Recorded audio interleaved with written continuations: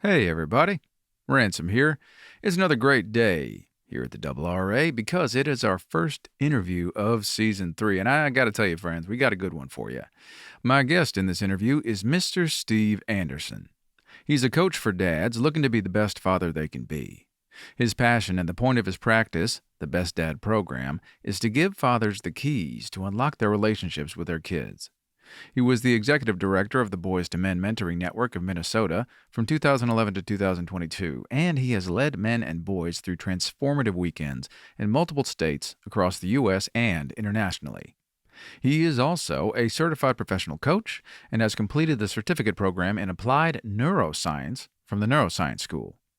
Steve brings a lifetime of experience to his work and shares incredible insights in this interview, both what he's learned as a son and a father himself, and also as a professional mentor. This one's chock full of wisdom, folks, and not just for dads. Anyone looking to have healthy, vibrant relationships with the people they love will find piles of gold in this episode. Oh, and one more thing before we get into it. Stick around after the credits for a quick little preview of our next episode, Raw Talk with friend of the pod, writer-director C.J. Williamson. Trust me, you don't want to miss that one.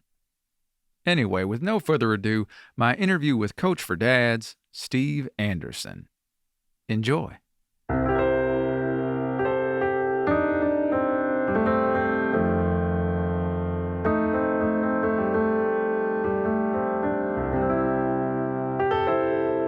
my mic's pretty low. I know that I'm gonna get excited. I don't want to buzz it. I think it was on my end. I fixed it. Now I can hear you. All right, dude. How you doing, man? How's you in Minnesota, right? That's where you're at? Yes. Nice. Pretty good besides this stupid cold, but that's no big deal. You sound fine to me, so it's fantastic, dude. I really appreciate you making the time. And yeah, what's up? Okay. Yeah, we'll figure it out. It has been switching from my headphones to my sound bar. Oh, no. Yeah, so I turned the sound bar off. It should be good. Okay, cool, man. So, well, nice to have options. yes, and you're on the Pacific Coast? I am. I'm in Los Angeles, little suburb Okay. north called Burbank. You may have heard of it. Disney, Warner Brothers, all that good stuff. Yes, my son is in North Branch going to CSUN right now. Oh, my goodness. That's awesome. No, it's a great school, man. That's fantastic. What's he studying? Creative writing. Nice. Any particular form or just kind of story in general? Well, he really likes film, and he did a lot of musical theater in high school. Okay. So I think he definitely wants to write. And that's the focus, the main focus. Yeah. I could see him doing some, directing later on, because he really likes study of film kind of stuff, but I think he wants to tell some stories. Nice. Very awesome. Yeah, I actually did my training at the American Film Institute for screenwriting. And so I know the journey, man. That's really awesome. Just kind of like dig into it. And what year is he? He is in his second year. He started in Minnesota, and we're really proud of him because he started at Mankato, didn't like it. Huh. And so he went out on his own and found this in-state tuition deal at different colleges and applied. And this is a guy who failed his 10th year of high school. Wow. Yeah. So it's like, he's doing it, man. He found the school, and now he has to do it all over again because that was a 1-year thing. So he's hoping to get into Santa Barbara and some scholarships, but we'll see. He's on an adventure, and it's pretty cool. I love it. He loves man. LA. Yeah, no, it's a great town, I got to say. There's a lot of fun stuff out here, especially for someone who's like young and on an adventure. So that's awesome, man. Well, the more and more I've read your material, the more I've been excited to like get on and chat, because I think your Best Dad program, right? It's just it shows so much thought and so much, like, there's a journey behind it. I can absolutely tell. So I see themes of, let me see, words I wrote down. Fatherhood, there's faith, there's this idea of kind of generational momentum, like the power that a good dad can have for their kids. So we're going to get to that. I'm really excited about that. But as we always like to start out here on the RRA, what's your story, Steve? And what's the story that's brought you through life to this moment? Oh, man. Well, I will condense it. We got the time. Because I've been thinking about that, before this call, and there's so many different pieces of it. The most obvious, I grew up, both of my folks had mental illness, Oh, wow. clinical depression with my dad. My mom was bipolar, and it took a long time for her to get the right meds. And so that growing up, right, at the time, I'm like, okay, this is just what growing up is like. But then as I get older, I'm like, oh, no, people can actually express themselves and do all these things, which I wasn't doing. So, um, my my folks, there was really like my dad even he had a nervous breakdown, had to totally reinvent himself from he ran a rehab center, and then he went back to school. To get a master's degree in English and started teaching English, which is funny because about 4 years later, and my whole growing up, I'm like, I'm never going to do what my dad did, right? Because it almost killed him, Yeah. seeing him come home from work stressed out. And, I ended up becoming an English teacher at a community college, just like him. Nice. But my coping mechanisms were really good as far as outside success, right? Because I thought, oh, well, I didn't consciously make this decision, but I kind of realized it later. If I'm getting good grades, you know, number one, nobody's going to ask me about what's going on at home because I didn't even, if I could go back in time, right, I would say, Steve, you need to talk to somebody. You Yeah. really, but at Yeah. the time, no. And so I was doing well, academically. And then, I think for a lot of us, there's a couple different ways to go when our dad is gone or out of the picture, and whether it's emotionally, physically, or the whole deal. And so for me, I'm looking for that male father figure, and I'm looking for that acceptance. So I am a good employee. You know what I mean? I am a good student because I'm looking for an older man to say, good job, son. You know what I mean?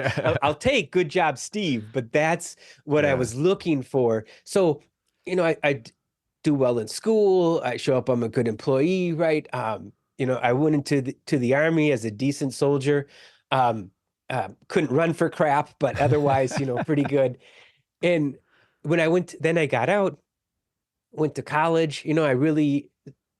I love learning. As you can see and I'm a reading junkie. Yeah, It's but for like those, so you guys can't see, but he's got a room full of books behind him. It's pretty awesome.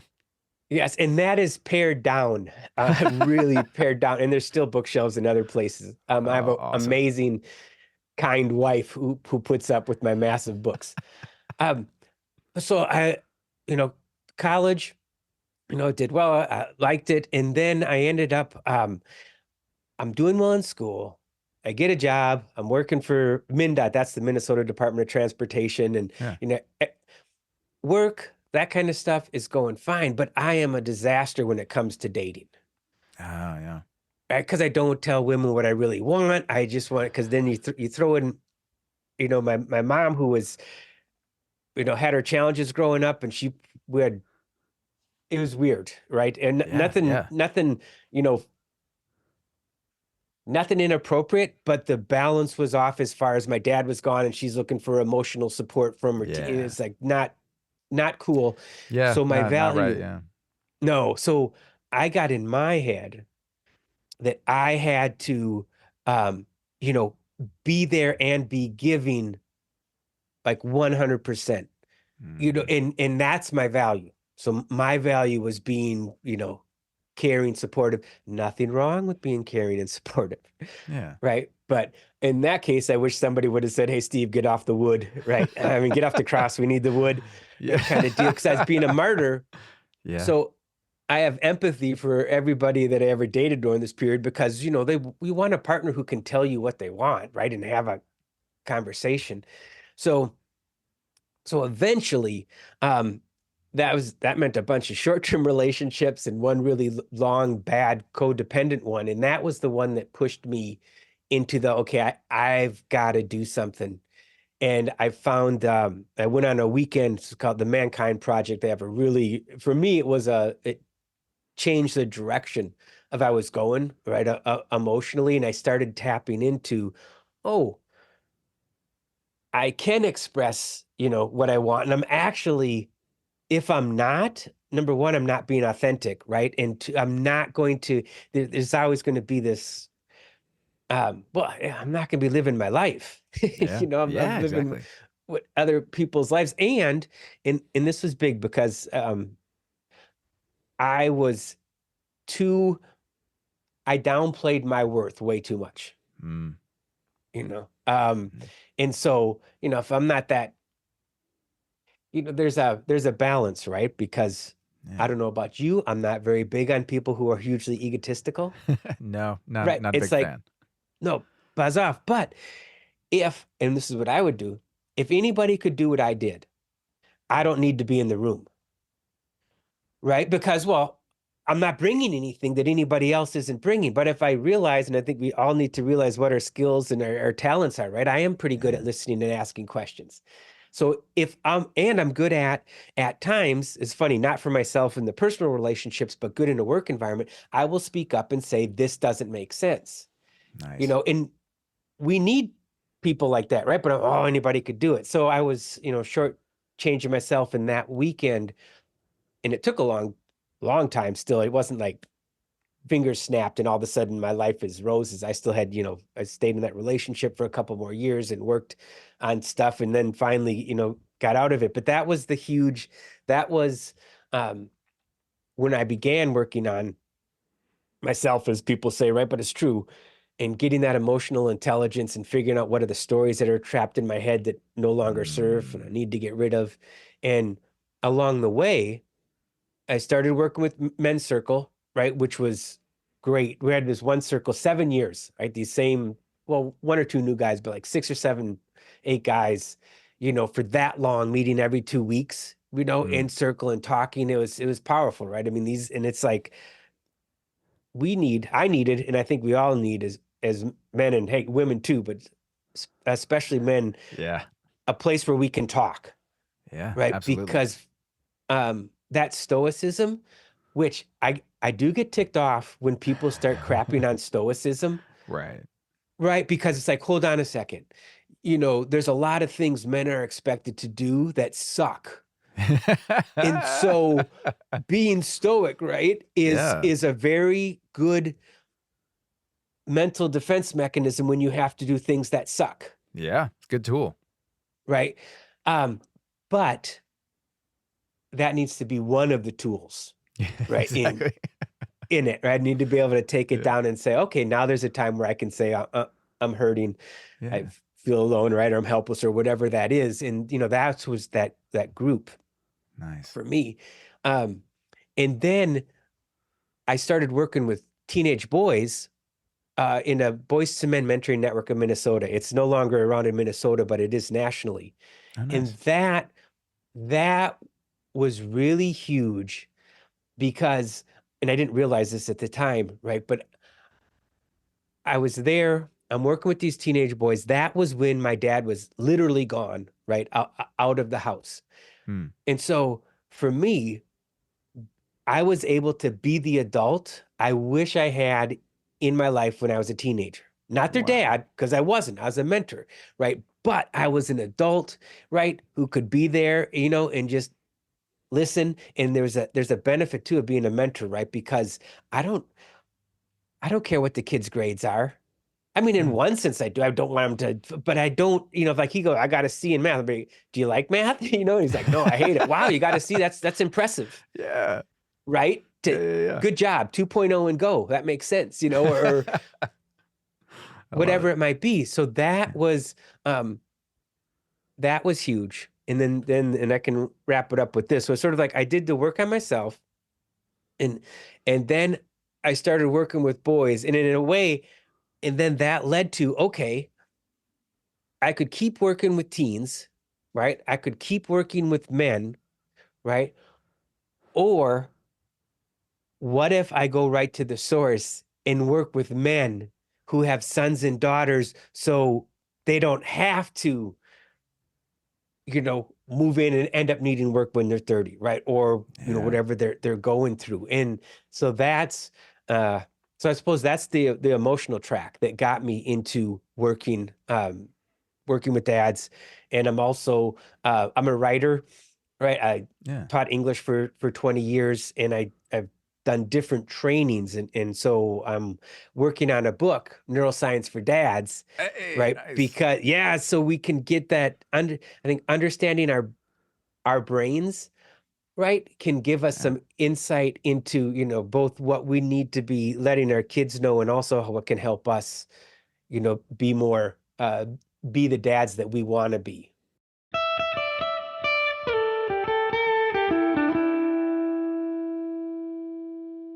I love that part of we'll get to it later, I'm sure, where you talk about neuroscience, not hype. But there's something so powerful about having the knowledge of what's going on in your body and your brain to help you kind of rein in a negative impulse or a negative kind of trajectory that you might be starting to go down as a matter of habit.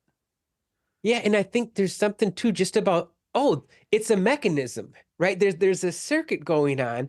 I can do certain things to change the circuit, some of them hard, some of them easy. And it's like, wait a second, you mean I can do this easy small thing and that's going to have a dramatic change over time? It's like, yes, here's how that works.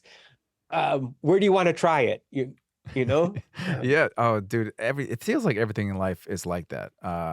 I'm doing a guitar course right now, and it's just like 2 or 3 little changes in posture and the way you think about how you're moving your fingers and wrist, and it just opens it up. But it is a battle, like, to get those perspectives to kinda solidify and become unconscious, and that's why I love your program, like, the way it's broken down and the way that it builds and progresses and then equips the dad to kind of live the rest of their life. I'm curious, before we get into that, do you do, like, ongoing mentoring with dads, or once they finish your program, they've kinda got your email and can call when they need? Like, how's that work for you?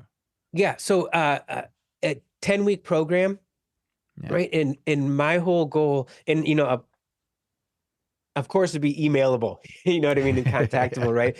But the goal is, you know, in those 10 weeks, you know, get get the dads equipped with, okay, right? I know where I want to go. I know where I need to work. I know what kind of skills that I have and who I need to get on my side. And I've got some strategy in being successful in all those areas, Yeah. you know? And so that's the, you know, the goal of it. The meat of it, yeah, right? To add the rocket fuel, so to speak. And there's just so much. So our podcast here, we're about wisdom and blues, and there is so much wisdom on that page. So let us get into it. Let me go down here. So the best dad program. I love what your opening description at the top of the page. The program will move you from feeling helpless to empowered to become the father you are meant to be and build and maintain healthy relationships with your children. Like, there's so much in there. I love to unpack that kind of opening statement. Um, when you say, I think dads understand this, but I know maybe there's some young men listening, or even, young women, wives. Talk about how, like, maybe the people that come to you and the dads you encounter can feel helpless to be who they know they should be, but just don't know how. Like, how do you see that manifest for most men that you work with? Um, you know, I think so. So many. There's two things I think a lot of times work in relationships where men will feel powerless. Even if they have a really good job, that really good job that pays well probably has an incredible amount of stress involved with it. Otherwise, they wouldn't be paying you well, Yeah. right? Yeah. And so they get caught in the uh I've got to go to work. My job is stressing me out, right? But it's the income that's coming in, right? And then when I get home, I'm stressed out, so it's not like I have a ton of energy to be the dad that I want to be, right? So, Yeah. you've got that. And then, and relationships, right? With the spouse or the uh the amount of divorced people, I think, who use their children as weapons is Mm. terrible. Yeah. I mean, and if it's 1%, that's too much. What I mean? So there's, Yeah. you got work, you've got relationships, and then that can be challenging. And how do make sure that if you're not on the same page, at least you're in the same chapter of the book, Yeah. kind of deal. And Yeah. that goes with work too, I think, for both of those. And one of the things that I think is important is getting skillful at setting boundaries, Mm. right? And sometimes you need the emphatic, the hard no, right? It's like, nope, boom, there's the boundary, and rah, pound your chest. Because sometimes that's what's needed for people to listen. Yeah. But there's other times where it's like, you right? Pounding the chest isn't what you need, right? And you can even, it's that, okay, this is what's important to me. This is why I'm doing here. And I think sometimes the quieter we speak, it's almost like the more impact that can have, right? Yeah. And then though, with any sort of boundary, you got to set up so you can hold it. It's funny. My son, my youngest. So when I met them, because I adopted them, my wife was divorced. Yeah. I met them when they were 5 and 10, right? Actually 5 and 9, Yeah. and now they're 20 and 16. Wow. But the ones in high school, and he'll tell me, of like a certain teacher who says, "Don't do this." Don't, I'm going to do this thing. She'll put a boundary on, and then she doesn't hold it up, right? Oh, And then yep. class is just chaos. And it's like, Yeah. um, yeah, right. I mean, you need to make sure you're not setting up a boundary that you don't hold, because then you're just teaching people, I don't mean it, right? Yeah. When they say I have a boundary. Right? Yeah. And that's especially important with kids. Like, they need to know that they can trust what you say, right? And it's, oddly enough, as tough as discipline feels, that's the best way to approach it. Like, it is not just for the order of the home. It is for the security of the child. Like, that they can know that what you say is what you mean and you'll stick to it, which is why it's so important to be, and tell me if you agree, to set the right boundary, right? To not react emotionally and set this crazy standard or inflict this crazy punishment just because you're mad at the moment, and then realize, like, oh, now I got to stick to that. Or Right. actually, like, I'm sure there's a healthy solution to, like, I got to walk that back, and let's talk about it, right? Right.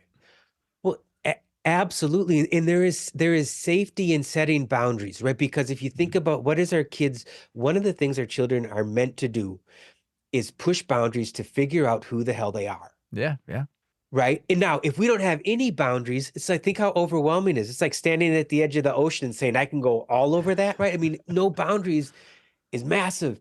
It's yeah. intimidating. But if we know, mom, dad, we're going to keep me from going off the rails, but I can push on them. There'll be some wobbling. That's the safety that kids need. And oftentimes they're not going to say, thanks, dad. I appreciate that boundary. They might Yeah, 4 years someday. down the road, Yeah, maybe, yeah. so, Once they and, have kids, you, what? Yeah. yeah, right. Or, and what you said too about you don't, I won't say that. If you're setting a boundary when you're super angry, Mm. right? You might want to think, and it's hard when you're angry, right? But Yeah. probably not the best time and I say probably, right? And I'm not thinking with your kids, right? I Oh, think sure. there are some fellow adults who sometimes don't get it, Mm. right? Unless you can, and I'm not in any sort of a abusive way, right? Mm. But there Yeah. are times when you need to be emphatic, and say, no, I told you I wasn't working this weekend. Mm. Goodbye. Which might mean Yeah. though, you have revamped your resume, right? Because most likely they're not going to can you for not coming in because you're probably hardworking and they need Yeah. you, right? But worst case scenario, right? Well, if you've looked around a little bit, if you have a resume going, and that's worst case, right? And I mean, you don't want to get into a stage where you're always catastrophizing, but if that's what's stopping you, right? I can't speak up at work because I'm going to get fired and then I can't support my family. I'm like, well, Mm. okay. If you feel that way, why don't you look around and see what your value is, right? And maybe when you go and you see what other people, it's funny, my wife's in healthcare, and Mm. oh my goodness, she has friends who aren't in healthcare. Okay. And the pay is so much better. What? Oh, Yes, no, man. her pay is good. And it was way better than me as a college educator at a community college, right? So I'm not knocking healthcare. I'm just saying Yeah. there are tiers to it. And so maybe you end up finding out that there's other work around there who would be happy to have you, right? And Mm. maybe it pays equal, maybe it pays more. And so now, you know, it can give you some confidence to say, no. Yeah, and I mean, it kind of goes back to the beginning of the question, which is, I think a lot of the feelings of helplessness come from the story that we would tell ourselves. Would you agree? Oh, right. Absolutely. I mean, there's learned helplessness, right? Where we've tried it, and it never works, right? There's one thing, and then there's this, right? The I can't do this because, that's when you need those questions of like, is that true? And Exactly. is it true? And what's the cost, Right. right? Of staying in that situation? Because maybe you don't need to leave the job, right? But you Yeah. do need to set up a new understanding, right, between you and the team or you and the boss about, you know, what's acceptable and what you're going to, what you'll do and what you won't do. Exactly, and that takes, honestly, courage to take the risk of trusting your coworkers. I had a job that I was eventually fired from, and I never took that risk, and now, there was good reason for me to have left that job anyway, and I was thinking about it, but as I look back, that's exactly the lesson that I took, which was I didn't give my superiors and my coworkers a chance to be good humans about certain things I was feeling. I kept to myself and just kinda saw it as a moneymaker rather than an opportunity to be good to other people and let them be good back, which is a bummer, you know? I, I'm only pausing because I was absolutely the same way, Hmm. right, for most of my life. Because when I told my folks I needed something or I wanted something, nothing happened. Oh, man. So, and I shouldn't say nothing. I'm sure there were definitely times, I mean, I have fed, clothes, and things like that. But I I learned, that it didn't matter to ask for stuff because in certain areas I just wouldn't get it. So, right, moved into the typical lone wolf kind of man thing where it's like, well, I'll do it all myself. And holy crap, was I competent, right? Oh, yeah. But I'm doing more than I need to, right? Yeah. I'm keeping people at a distance because um I'm not asking for help, which means they don't get to help me, which most of us like helping people and we get a good feel about it. And and then if they would help me, I think it was actually Benjamin Franklin, and this is the first time in my life I've ever quoted Benjamin Franklin. He said something like, when you get into it, you ask to borrow a cup of sugar from your neighbor or something. And I don't know if it was him, that's the name stuck in my head. Sure. And the whole point is, if they give you something, now you're beholden to them. The whole reciprocity thing. So now Hmm. your neighbor is going to feel comfortable coming to you asking for help. Mhm. Right. There you And go. that's how you build your relationship with your neighbors, right? You help each Yeah. other out. And that was something. Where were you, Ben? I needed at work, Yeah. right? Because Yeah. there's typically, right, there in any group, there's going to be some people who would be good. They would be good coworkers, right? They would be good Yeah. friends if you give them the chance. Yeah, and then you can elevate the culture at work, you can, form friendships that you'll keep if you ever leave that job, like, it's just, Yeah. again, such wise stuff that is applicable across all areas of life. I love it, man.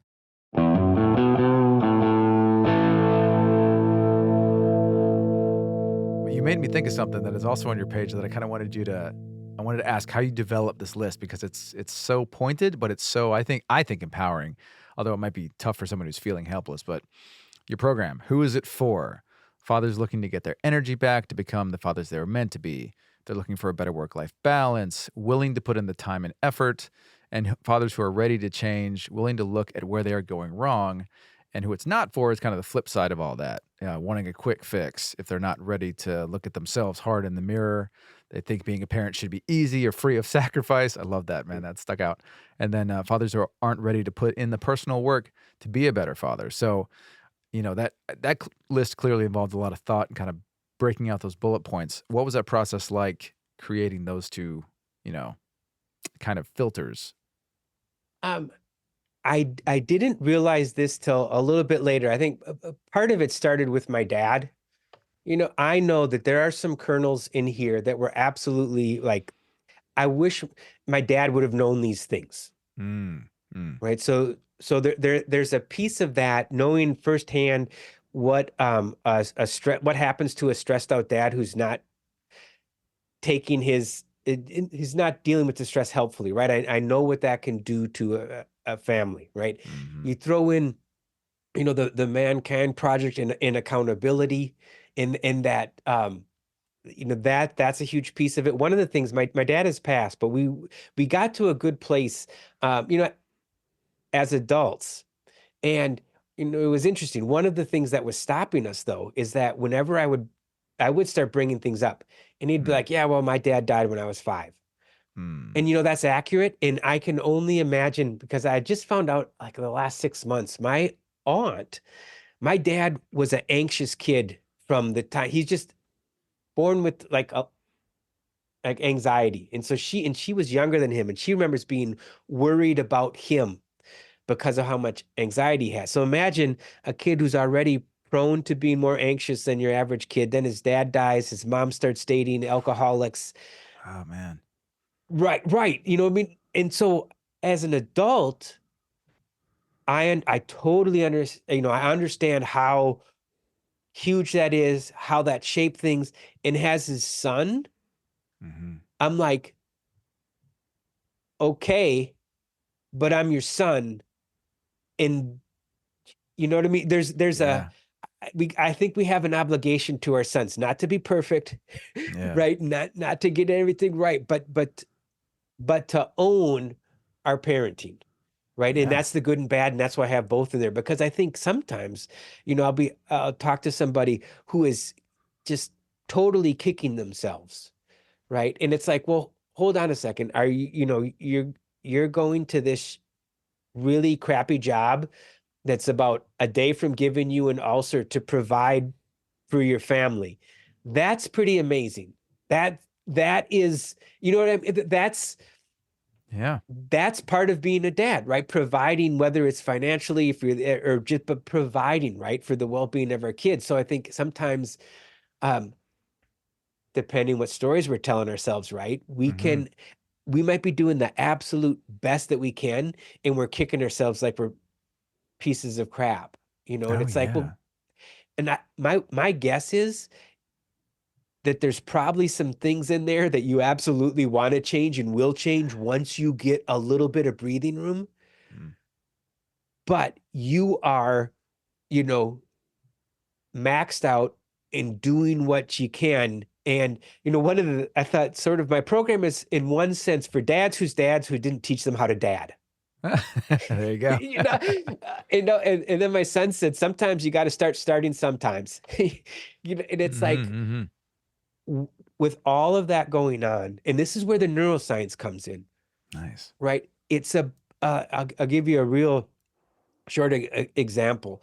There's our pleasure center, right? Dopamine. I always hear people talk about dopamine, and it's why our kids like the video games so much, because they beat the boss, they get a dopamine rush, and it's intermediate reinforcement. It's awesome training to right, Yes. just to love that video game and get a sense of purpose from digital, right? Oh yeah. But what you can do, right, is you can work that to your advantage. And the biggest thing that is to start small so you get that success, Mm. right? So say, we'll take something easy, like say you're not exercising, and there was one of the things that came from the class, and it's the neuroscience class I took, and it's funny because it just is starting to pop up in articles, is something like exercising. I might be getting the number wrong, like 3 to 4 Sure. times a week is better than an antidepressant.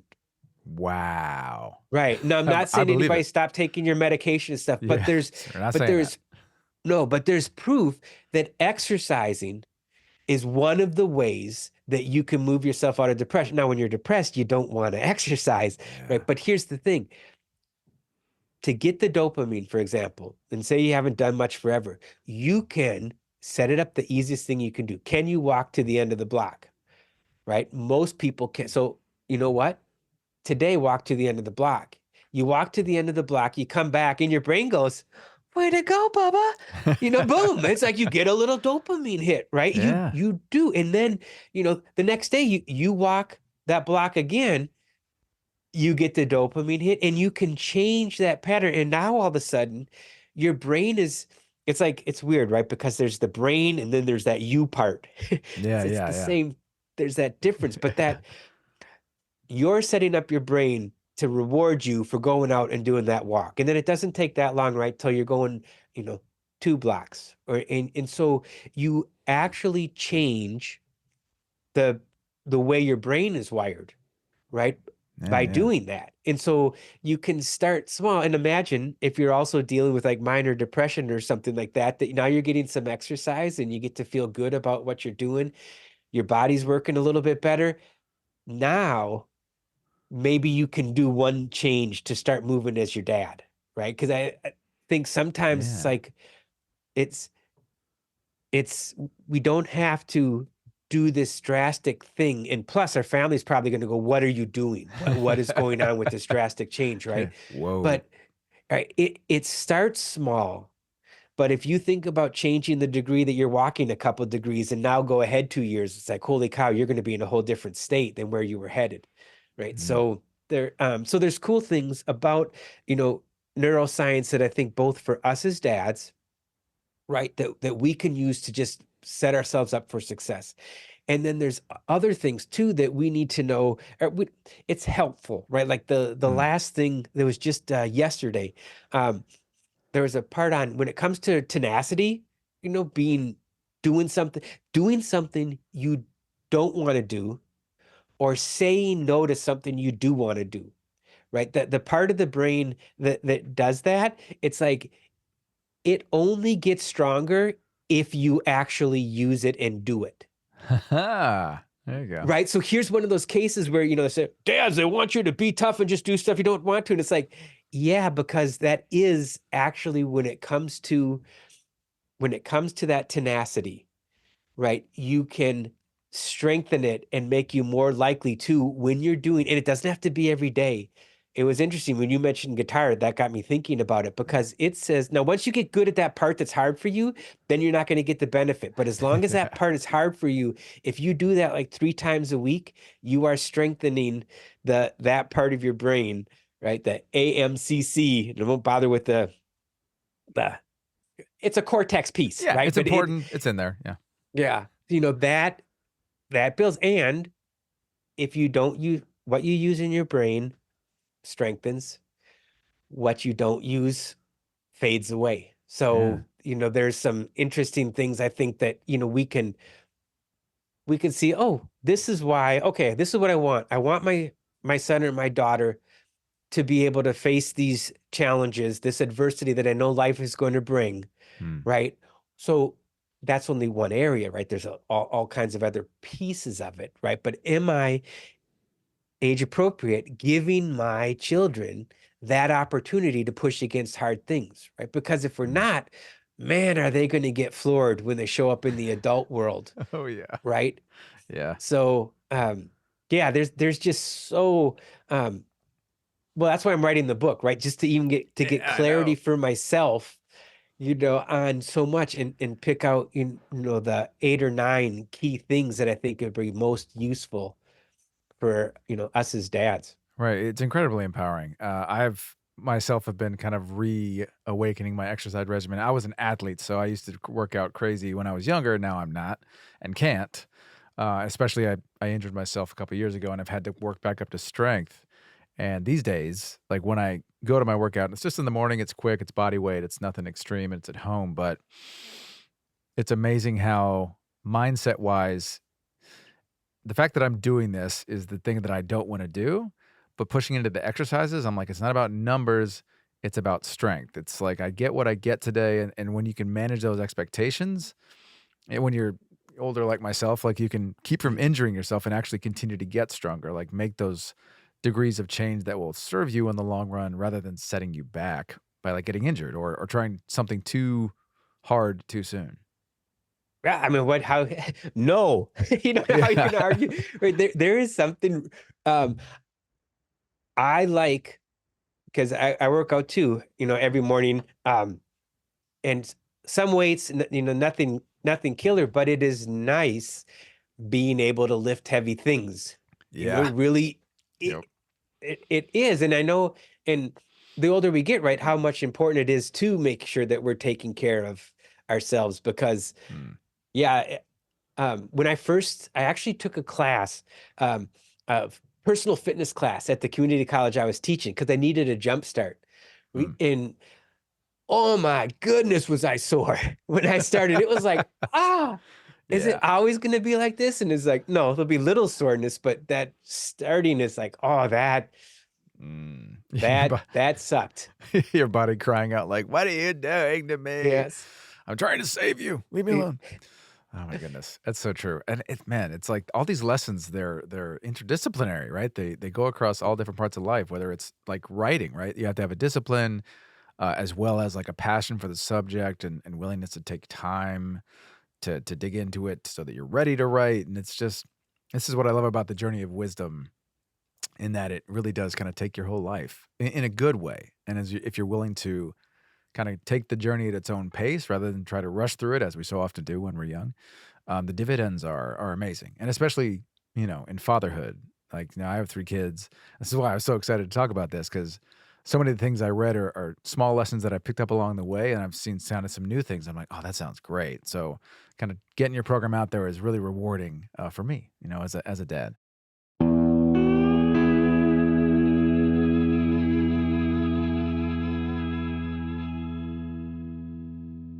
That helpless feeling. I totally know that feeling. I think any father listening, any parent probably does, where you say like, "I am doing everything I can," and they might hear about a program like yours and say, just like that's great for people who have it together, but I am like drowning over here."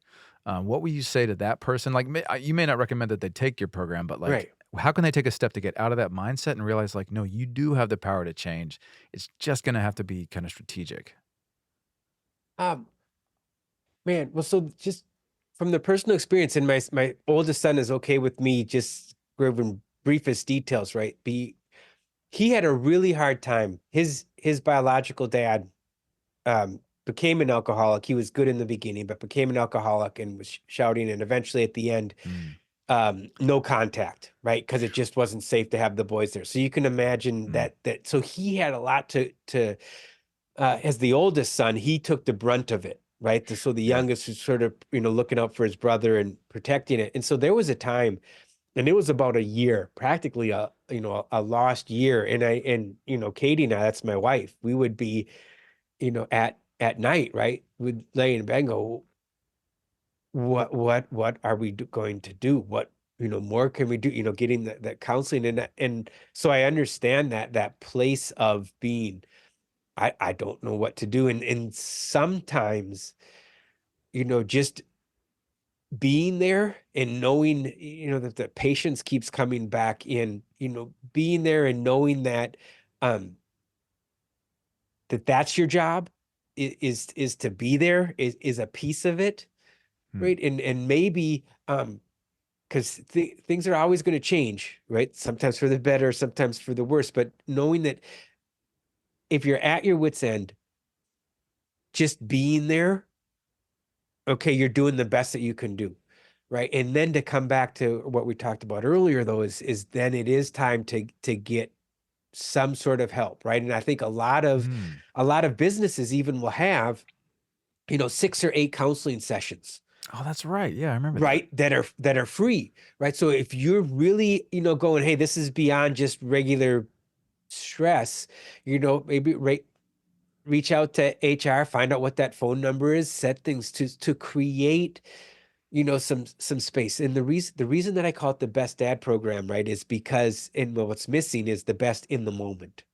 Ah, yeah, Right, because we're all coming at this. There's all going to be different days, right? When yeah. if I've got when I have this cold, I am not the best dad. Well, the best dad I can be when I have this cold is kind of whiny, right? And less active Yeah. than the best dad I can be when I don't have this cold. And that's a light thing, right? But Mm. sometimes, right? Sometimes the win is I'm stressed out from work. I made sure that I went and did something for 15 minutes so I didn't, so I could get my head back being at home. And then I went and said hi to my kids and asked them, you know, something about their day. You know what I mean? And then life went on and they're on and we got food and we did these things, but it the best is really set right by what your skill set is, how much, sleep you've got the night before, Oh, right? yeah. How well you're eating. And so that's where those small things, right? Like walking Yeah. around the block, right? Like don't bring in that sugar bomb, right? Or, Yeah. maybe, maybe you're fine with alcohol, but maybe you're laying on that too much as a crutch, right? And so if you Yeah. just, and if and everybody's different, right? Maybe somebody can cut down to one. They don't need to go cold turkey, right? Or maybe somebody needs to, you know what, at least on Mondays, I'm not going to, and we'll see how that happens, right? And so then, Yeah. we can all do mini tests, right? We can all, try a couple days where I actually, go to sleep earlier. And I used to be a late nighter, actually my whole life, right? I would stay up. I preferred staying up late, right? Mm. But the problem is that the last couple hours of my day were absolute garbage, right? Just, Oh, yeah. watching stuff on TV, right? Yeah. You know, boys are asleep, or they're in there, and we're, watching, and not garbage. I have fine tastes, right? So I'm watching good stories, but Yeah. it's improving me in any way. Not that at every moment I would still watch stuff. Yeah. And so I scanned this book because some books just aren't written that in a way that I like. But so I scanned it for the good content, and it's the 5 a.m. club. And it's like, get up at 5, do, exercise, journaling, and learn something. And I'm like, Yeah. dang, yeah, maybe we need to do. And Katie is awesome. And she's already getting up before me and going to bed a little bit earlier. And we get up at 5 now. And so that's why we get that workout in, right? Some extra learning thing. And instead of staying up till 10:30, 11, I'm going to bed at 9. And what I'm gaining from that is, instead of watching a television show and a half, I'm exercising, right? I'm while I'm on the elliptical watching a video on something, right? That's interesting, or sometimes just fluff because that's fun too. Yeah, it's good to Uh, relax your brain, right? Like just kind of yes, soak a little bit, right? It's like a jacuzzi for the mind. yeah. So I did that's a drastic change, but and it sucked the first month, Mm. but it helped having my wife involved, so we're a partner. And then after a month, it's like, wow, I can actually go to sleep at 9. And it's funny. We used to make fun of her parents just jokingly, right? Because Yeah, Gar, it's like 9. He's gonna be in bed pretty dang quick. Now it's like, oh, that's us. We get yeah. it. Yep. Yep. Because we Yep. we do morning stuff. So I totally get that, man. yeah, That's our schedule. My wife has been writing a book the past few years, and so she turned herself into a morning person, like intentionally, which was impressive to watch. So you can do it, and you're so right, man. Like looking at your day and being like, what do I get out of those 2 hours? Maybe you do get something well. Maybe it is enriching in some way, especially if you're an artist and a writer and you're kind of sort of passively contributing to the well that's in you. But a lot of times it's just kind of, we just want to relax maybe a little bit too much. yeah. And there are better ways to spend the time. That's so wise, man. And some of us have a different schedule, right? Or just Mm, a cycle. So if you are one of those late nighters, right, mhm. then it's like, well, okay, how are you going to make sure, if that's your most productive time, what are you doing to be using that productivity for, right? But I think that's God, TV, it's so easy, right? To just turn off, and because we spent the day at work, right? We spent some time with our kids. This stuff is exhausting. Yeah. And I like that. We spent some time with our kids and now we're just beat. And it's funny oh, how much of an effort that is, right? Sometimes. yeah, right. Hey, sometimes we'll do something and I'll be, dad high for a while. You know what I mean? It's like, Yeah. yes, Crushed that, it. yes. And other times I'll be like, "Ooh, okay, made it through. That was good, but I'm I'm tired." And that's okay, right? I think Yeah. if somebody tells me that it's not exhausting being a parent, I'm like, are you doing it right? I mean, my Yeah. kids are angels. Well, good for them, but come on. Yeah. Yeah, parenthood exposes all of your weaknesses and flaws and like gives you a chance to embrace the struggle of them. And if you're not hitting those walls, maybe you're not looking or like you're not aware. Yeah. It's so true. Because I mean, no human being, save one that people argue, is or Yeah. has been perfect. And so it's like interacting with other humans in that confined space where there are these defined roles is going to bring you up against your worst bits, right? Give you a Yeah. chance to deal with them. And it's the journey, right? Being a father is the journey where you know the destination, but they don't give you the packing list till you're done. It's like, Right? oh, why didn't Man. somebody tell, why didn't somebody tell my dad this? Why didn't somebody tell me this? You know what I mean? And I Mm, think that's one of the things that I want to do, because when I was working with Boys to Men, the mentoring organization, there was so many, a lot of the boys were coming from divorced homes. And yeah. one of the things that would happen, and we would hear this a lot, right? There would be a mom who said, I had this little angel, and then all of a sudden 15 came and he's punching holes in the wall, Yeah. right? Because there's this anger that needs to be expressed. And right now, all the kid can do is express it by punching a hole in the wall, right? But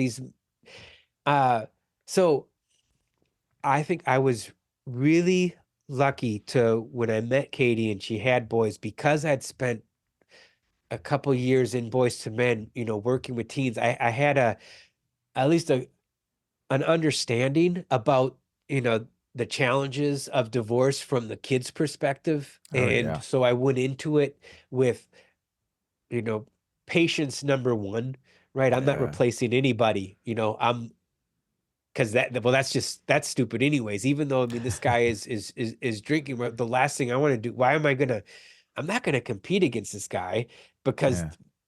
um I'm gonna I'm gonna be there for these boys.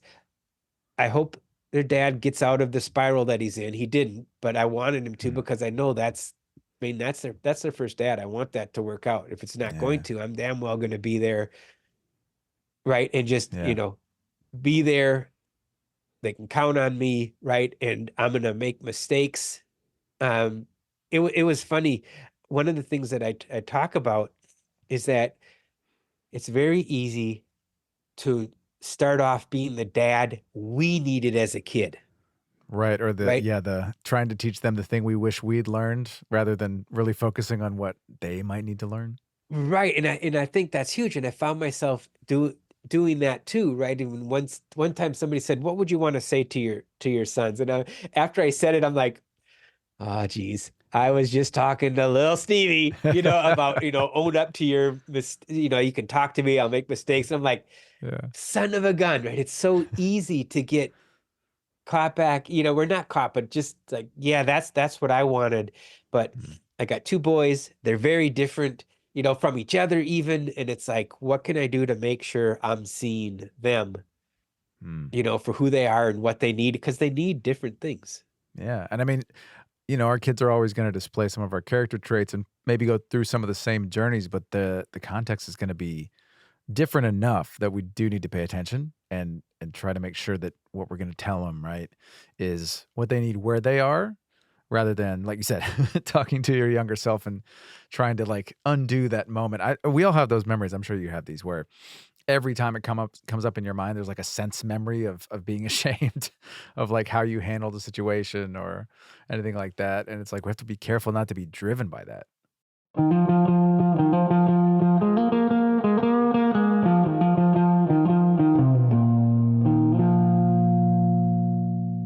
Like I have um one son. Well, actually, they're both now, really, when it comes to school, they're just going to get stuff done, and it's not on Katie and us. They're just like, dang, we won the lottery apparently or something. Yeah. And it's like, okay, that's not whatever lesson I thought I was going to give about the school thing. It's like, oh, wait a second, it's that's not it. Hmm.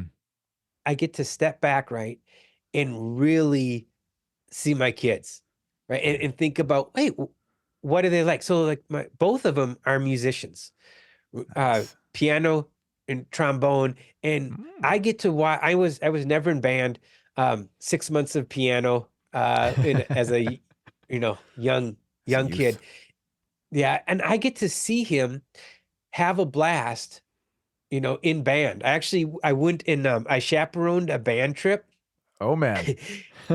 Hey, if you're ever going to chaperone for your kid's school, chaperone a band trip, because band kids are pretty awesome, and they Oh can be yeah. squirrely like anybody else, but you're not going to get uh typically, I think, in band students are going to be pretty nice, mainly follow the rules and super supportive of each other. So Yeah. it was incredibly easy, but it was so fun to see him, because when I was going through school, I wasn't telling anybody what was going on. I'd have, I had one good friend, but I wouldn't even tell my good friend what was going on. Oh And, man.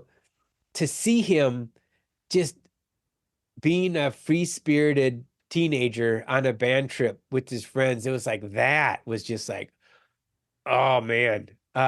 He's on a whole different social path Love than it. I was, Yeah. and um it's great. It's so encouraging when you see like health, right? Like, Yeah. I'm sure Yeah. that's inspiring in your work, right? Seeing the results and seeing the changes that people can make, even if they feel helpless, even if they feel isolated, which is something that occurred to me that, again, that feeling of helplessness can so often come from like we feel helpless because we feel like there's no help available. We feel like if I told people they wouldn't care, if I reached out, it wouldn't Yeah. work. Like you said, it could be learned, but I think a lot of times, whether it's learned or not, it's a wall that we create like for ourselves. Yeah, and that, it was interesting, so much. I read this in a book, big shocker for me, right? Reading stuff in a book, but it was this Australian psychologist, and he talked about so much of if you dig down um beneath the feelings that men are expressing, so much of it comes to that sense of helplessness, Mm. right? And you know that can show up both in intense anger, right? But despair too, even, and just Yeah. grief. It's like I want to do this and I can't. I mean, think that that is heartbreaking, right? It's like I want to Yeah. be there for my kids. I don't know how to do it, or what I'm trying isn't working, and then now you get to now you get to feel that terrible, right? And then start Yeah. piling on yourself on um how bad you are, Yeah. right? Looking at one of the steps, your second module talking about the father you're meant to be, like how many dads in the situation where they feel overwhelmed and helpless, they're like, I don't even know what to aim for. Like, that's why I think that part of the course can be so helpful is just to give them a vision of what they could be where they are with their kids, right? And that takes work. Right. Well, and you think about too, right? What do we tell our kids when they're really angry? What do we tell ourselves before we send a flaming email? Right. It's like count to 10 and breathe. Right? And to give ourselves, and I think sometimes the first step, right, is to carve out 15 minutes, 20 minutes to figure out, well, what is it that I want? Right. And if I don't know what I want, well, okay, now what do I do? Right. How do I Yeah. start figuring out how I want? Right. Because if we don't have a direction, right, we don't know what to do. Yeah. So to take time and to figure out, and this doesn't have to be in super detailed, right? But to figure out, okay, whether it's how much time you want to have available, and this is going to be different too. I mean, if you think about it, I've got, my one son's in college now. Mm. Um, I'm not spending much time with him. He was home for break, and that's, but I send him a postcard every week, right? And we do Yeah. Zoom every once in a while, and that's what that's going to be, right? Mm. When they're, 6 and 9, and we're doing something for the weekend, that's a totally different thing, right? But so figuring out in this moment, what's the dad I want to do? And here's what I like about working with people is that everybody typically is more awesome than they realize, right? And Mm. so and it's fun to let that unfold, right? As you talk, and we're all kind of more jerks than we think too. So it's not all, because I can be selfish, and I can do all these things too, but to think about, okay, for me, I think it's a good idea for all dads to at least be a little bit comfortable with being silly at times. Yeah, man. Yeah. Right. So being silly is a nice tool. Some of us just don't want to be silly, and that's okay. So it might be a thing where, okay, I'm not a pun guy, though. Oh, my youngest, she loved puns for like years. So, Yeah. but you can, uh, some of us are really silly. Great, lean into that. Some of us maybe a little bit silly, and okay, you're not. You know what I mean? When they're older and they're talking about you, they're probably not going to go, you know, I wish my dad was sillier. All he ever did was be really supportive and gave me good ideas and teach me how to do stuff, that bastard. No, Yeah. right? Yeah. So you match the dad you want to be to the personality that you have, and then Ah, make tweaks both ways, if you need to, because maybe you want to develop um some of your communication style a little bit better, right? Because you're mm, not at work. yeah. And that thing that you're doing at work is great, but not awesome for at home. Yeah. Again, small changes, right? Like I can think of so many stories where there's that moment where a dour character suddenly lightens up, even and just a little bit, like one little thing, like you said, learning a joke, learning a pun, just kind of meeting your kids halfway because they want to be silly, and you're like, I don't know what I can do for that, but you could do something little and Oh, have a big impact. that's when legends are born. Yeah, Right? I mean, you're the serious dad, and so you wait to be silly till just the right moment when nobody's expecting it, and they will talk about that for decades. Do you absolutely. remember it? Yeah. Yeah, yeah, yeah. Like, oh man, that's awesome. Just thinking about that Oh, makes me smile oh, so much. It's great. so I got a story from my dad. Oh, nice. My dad rarely swore, right? And if he did, it would be like he wouldn't say the F word. Yeah, Now he for a couple of years, this is when I was about 19, 20, yeah, he got in a kick of going to the dollar store and buying us grown adult sons yeah. these crappy $1 things that would wrap up and we would finally get together for Christmas. He would open this and it would just be junk. And for whatever reason, right, he thought that was funny. And I'm like, okay. So it's like, I don't know. So I thought, all right, well, I'm going to get him. I was in the army.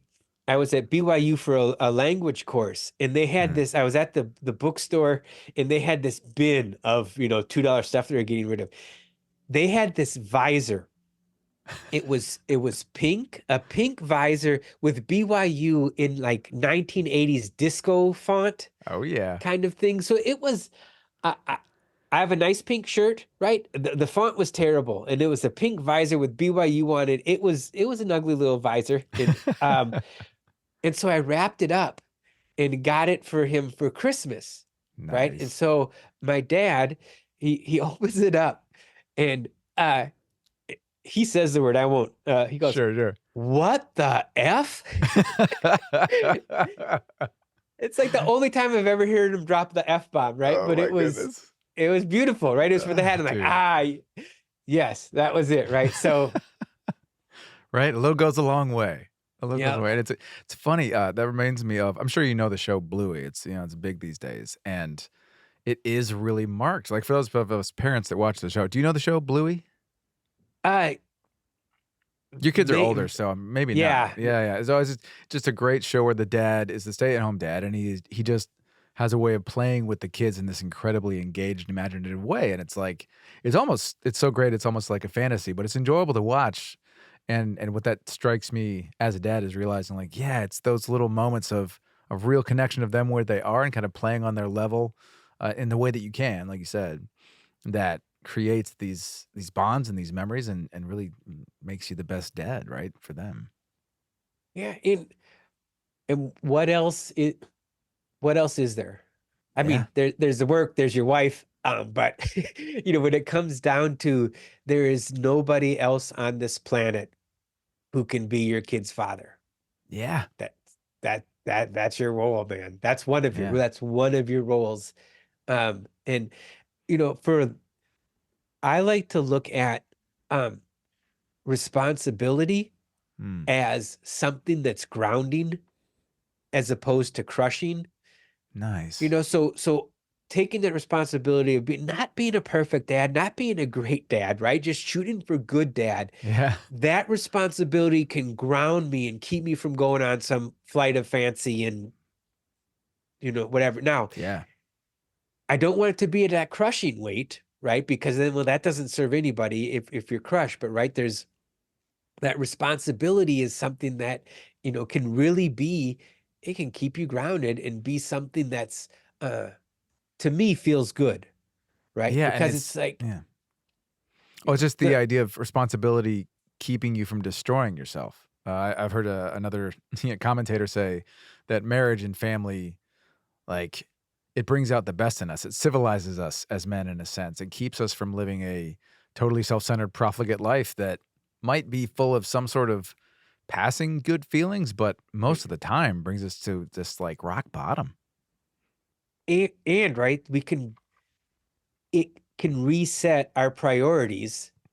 Well, it better, Yeah. being, so I remember for the longest time when I would teach, I would feel really bad about canceling class. Mm. Now, I'm not stupid. I know my students loved it when I would cancel class. It's a freebie. I take class. I love when class is canceled, right? But I would feel bad because we got 45 classroom hours, this semester. I got Right. something planned for each one.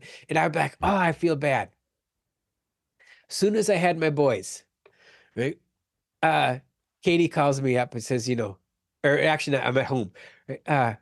Colin's sick. So can you stay home from work? Absolutely. And it's like, sorry, students, I really like you. Son's Yep. sick. Bye. It just no guilt. No. Huh. I'm like, I guess I really am a dad. It's like, this is it just that priority change. And it felt so good. It was so natural. It's like, yeah, of Mm. course, work is important. I do a good job. My son's sick, right? And now, right, negotiate with my wife if there was some, like if it was a final or something weird, maybe. But you know what I mean? Yeah, It's like, yeah. no, when it comes down to it, one of us is going to be there, right? And both of us are going to be absolutely okay, right, with saying no to something.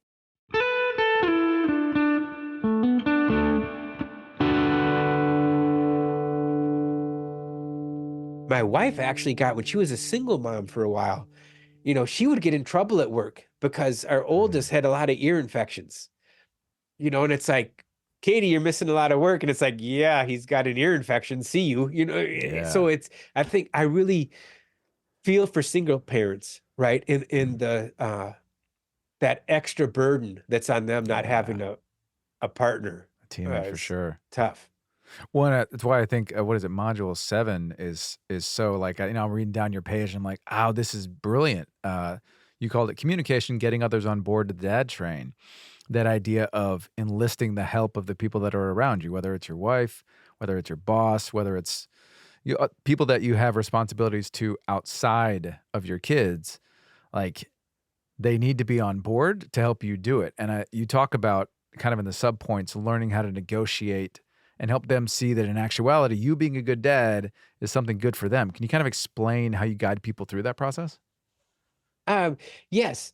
So, one of the things that I also did, right, is I taught English at the college level for 20 years, right? Mm, This is all about persuasion and communication. And, one of the things that I would always tell my students when it comes to persuasion, right? yeah.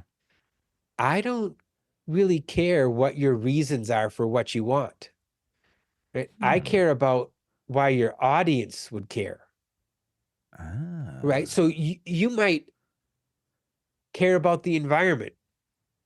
Well, good for you. How does what you want me to do affect what my values are? So because maybe maybe I also care about the environment, but I think, paper bags aren't any better because they weigh more. And so Mhm, now you are using all the gas to ship 1,000 pounds of paper bags to the mhm. place. And so when you look at the whole energy lifestyle cycle of things, it's like they kind of to balance out or whatever that is, right? So you have to know who your audience is, what their needs, wants, and values are, right? So when it comes to work, they'll probably have lip service of wanting to be good for employees, right? Which is something that, okay, if they really mean it, you can tap into that, right? But then think about, well, what do they want? They want you there. They want you present. They want you productive. Yeah. So if you can start your conversation about, you know what, me taking Thursday afternoons off and I'm going to miss that meeting, but here's how that's going to get done, right? Or here's Mm. how by me not being ticked off and once again mad because this place says they care about my family and I don't get to see my son play any of his sports events, right? Or my daughter's sports events. Yeah. You know, when I do this, here's what I'm going to do to make up for that time and get everything to, or, whatever it is. But it's about thinking about that person you're wanting to get on your side, right? What is important to them and how does it, right? How is them helping you, in a sense, going to help them in some way? And it doesn't, sometimes though, people just like being supportive. I mean, we have some Yeah. really good neighbors and we like doing stuff together. And so there are some things where it's like, we can just ask them for help. Yeah. So it Our seems our so simple. neighbor, right? Our neighbor had surgery once, and he needed a chair moved from downstairs to upstairs, right? Yeah. He didn't have to go into, he didn't have to say, well, Steve, I know you think being a neighbor is a valuable resource and that we should all have community. So I would really think, he just said, Ian, he had surgery. We'd really need help it's like, done. Grabbed Mike. He's the other closest house. We walked right over there and did it. I mean, sometimes it's as simple as just saying, I need your help, right? I'm a good employee. You know what I can do, and I'm struggling and I need your help. And it's going to depend if you got a good boss, you got a crappy boss, somewhere Yeah. in between. And so one of the things in the whole program, right, is absolutely set up to be adaptive to the person going through it, Mm. right, in their situation. So it can be different things, and maybe work is the easy one, and Hmm. you just do it. And like at home now, making a change is a little bit harder. So you can do things like we can you know role play, test out a couple options. How do you think Yeah. that's going to work? And all of it is. And here's the thing: whether it's me or somebody else, if you can create some time where you actually get to think about what you want to do, that's huge, right? And I think that's Mm. the thing that counseling offers, coaching offers at a different level, those two different things, but there are some similarities. It's what your men's group or your religious group or any, it's like just having some space to pause and to throw out some ideas. One of the things, it's not part of the program as far as per se like written in there, but I journal every day. Mm. And for me, one of the things that does is I can get out, you know, concerns, thoughts, and just so it's not spinning around my head. And it's just one more way, right? Of, okay, how can I get this out so I can look at it? Yeah. Because there's something different about having it out in front of you, and you're like, ooh, I just wrote that. I guess I'm really ticked off, or uh, Yeah, I absolutely. actually the job I had at MnDOT, there was a issue over paying a bill, and I wrote it out on paper, and Huh. we were arguing over something like 0.0024% of the budget, like zero hundredths of a percent. And when I saw it out on paper, I'm like, oh, I'm quitting. That was it. That was just to see. I didn't do it that day, but Yeah. pretty close after. Yeah. There's something too just about creating that space, whether it's with the group on paper where you can give yourself breathing room. I'm a Right. big fan of breathing and Yeah. breathing room. It's good, right? We all do need that. Yeah. Not just perfunctory, not just mechanical and Yeah. sustaining, but like intentional. And again, your whole program is about slowing down and taking a look, taking a deep breath and kind of getting an overview. It's just so wise, man.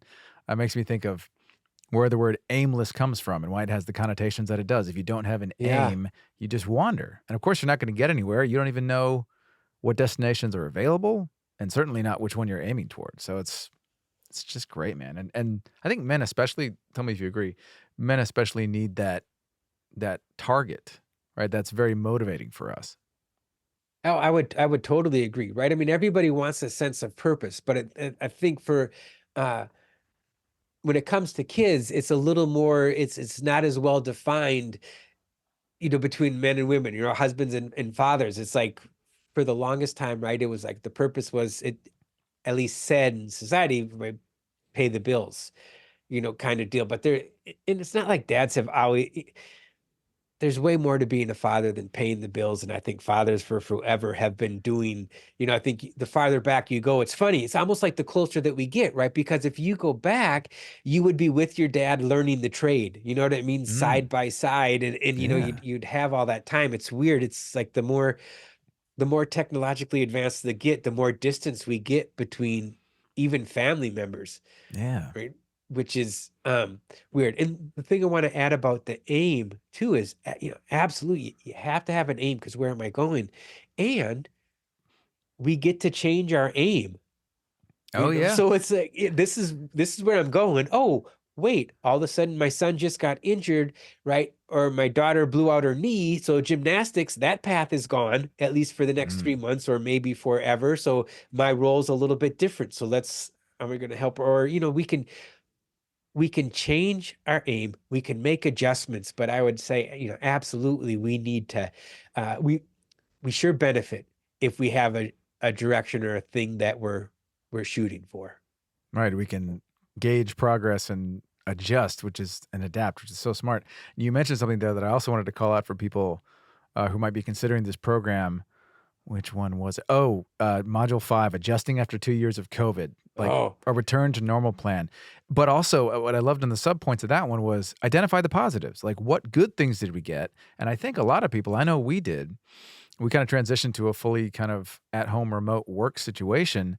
And that gave us a chance to reflect and say, like, oh, wow, how do we want to create the culture of our home in an intentional way? Like when the kids come home, what do we want them to experience? When are they on their own? When are we saying, I need workspace versus, oh, it's evening now, we're going to spend time as a family. And that intentional evaluation has brought so much joy. Like we love life. It's awesome. right. And that not having, we're in Minnesota. Yeah. So, and it's a weird winter right now, right? But to not have to drive 40 miles to work not 40 miles, but 40 minutes in a Yeah. snowstorm is pretty nice. But I was still teaching when COVID hit. And I also I do substitute teaching Oh, wow. now, which when I started doing this, I thought, you know what, my boys now, I mean, I became their dad when they were, younger. Now they're teen and 20. So I'm like, I got to keep my hand in the game, right? So I Yeah. substitute and I'm doing the whole, K through 12th grade, right? And it's really Yeah. interesting to go in and, see what's going on at school, what they're going through. And the teachers that I've talked to, the things that I saw at the college level, basically our kids lost 2 years of social and emotional development. Yes. And and not only that, they were basically, so many of them have been told nothing is due until the last day of class. Ah, And interesting. you can do nothing or practically nothing till the last day of class, the last week of class, do some flurry of activity and get caught up in this in the school, the teacher will give you a D minus or a C, and they'll, basically socially promote you, which Interesting. and that's not everybody out there, but I can tell you, I did a little bit of research, and it was like graduation rates um, increased during COVID. And I'm guessing that teaching did not get better. I'm Oh, thinking that people were just, hey, teachers were doing what they could in a yeah. crazy situation, and we're fooling ourselves if we're not going, okay, our kids lost all this time in physical classrooms next to kids. And I can tell you, job one in school is not do your academic work, right? Mm. Job one in school is to survive socially.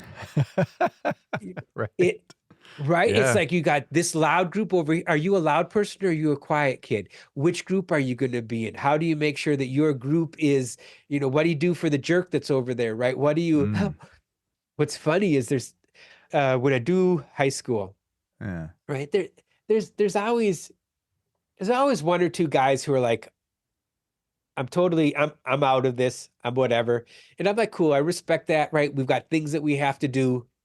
Thanks for your honesty, right? But stop humping the table.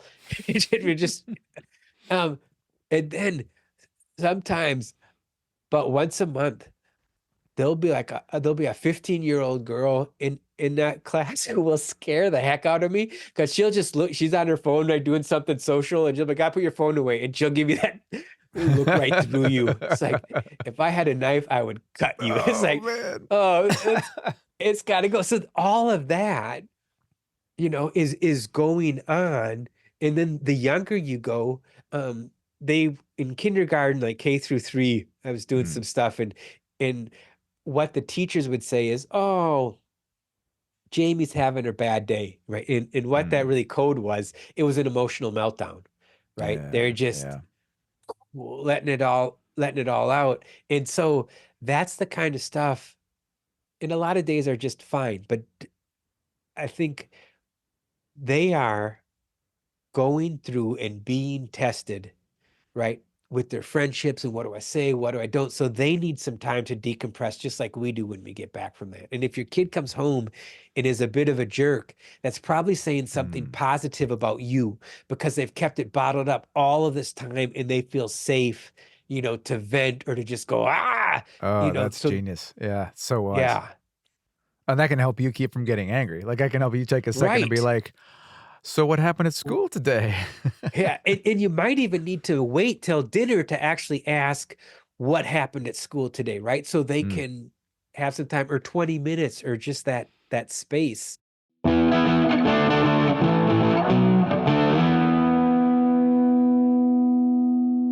I've gone to half days when I Oh, can okay. because I'm like, Yeah. I'm not crazy. I'm not doing substitute teaching for the money. I'm doing it right for Yeah, yeah. the experience. And it is, to see these. I even started doing some special ed subbing, right? Where sometimes it's just like a reading disability and they're like a quiet place, and other times there's different, just mental abilities about what's possible, and it's just it's it's good practice, right? And what are Mm. all of these kids, whether they're in special education and they got emotional issues or just a regular, whatever that means, kid in class, Right. they need us as adults to be there, to be um, kind and firm, to see Mm. them and to also say, okay, here's where the boundaries are. You know, Mm. we stick in those and everything's going to be all right. And, we're going to we're going to get through this hour. Um, Mm. and it's funny, sometimes too, and I thought this was really great on presence. Yeah. Sometimes if there's a group that's like pushing boundaries a little bit, I won't even say anything. I'll just go if they're doing, working on something. I'll just go stand closer to them. They get it. They're like, Yeah. okay, yeah. Look, I mean, all that's right.